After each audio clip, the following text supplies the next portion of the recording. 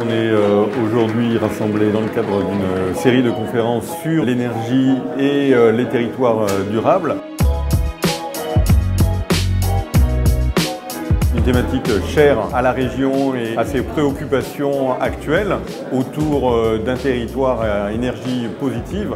Et là, la Commu est dans son rôle de fédération, puisqu'elle a rassemblé ce jour les établissements de la région qui s'impliquent scientifiquement sur cette thématique de l'énergie et des territoires durables. L'Occitanie est une région assez singulière puisqu'on a une diversité de gisements, que ce soit l'éolien, la biomasse, le solaire. J'ai répondu à cette invitation parce que c'est une bonne occasion de présenter donc, aux universités, au milieu de l'enseignement, donc la trajectoire région à énergie positive, qui est une belle opportunité donc, pour les chercheurs et l'université de travailler sur des sujets de recherche pour anticiper les ruptures technologiques de demain, pour travailler sur l'évolution des comportements et toute cette matière qui nous permettra d'accélérer la transition énergétique en Occitanie.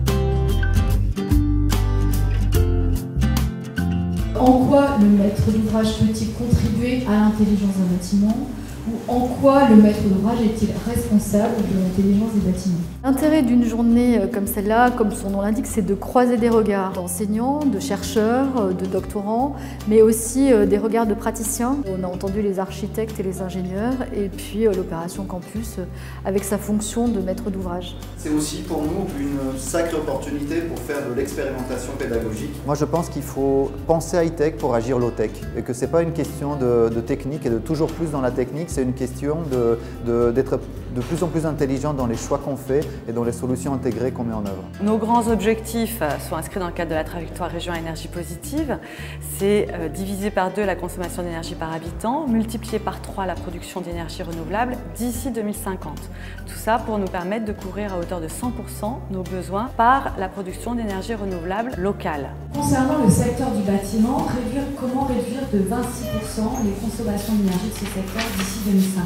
L'objet de notre appel à projet, NoWatt, c'est comment concevoir en fait un bâtiment, mais avec les usagers, en les impliquant très fortement. Dans l'opération Campus de Montpellier, la volonté, c'est bien sûr que tous les bâtiments soient intelligents. Intelligents au sens de la diminution de la consommation de l'énergie, intelligents au sens éventuellement de la production d'énergie, mais intelligents aussi dans les usages et dans le confort pour les utilisateurs, quels qu'ils soient, enseignants, chercheurs ou étudiants. C'est une opportunité d'avancement en général de la société. Et nous, on pense également que c'est une opportunité d'architecture. On ne fait plus une architecture qui va juste faire jolie. L'architecture, c'est le squelette justement de ce qui va être le développement durable pour demain et qui va donner aussi des nouvelles formes, qui va donner aussi des nouveaux usages. Et nous, on doit à un moment donné être des vecteurs de changement plutôt que des suiveurs de solutions disparates techniques. Aujourd'hui, on a l'impression qu'individuellement, on est une goutte d'eau dans l'océan. Et si on agit collectivement, eh ben, on atteindra nos objectifs.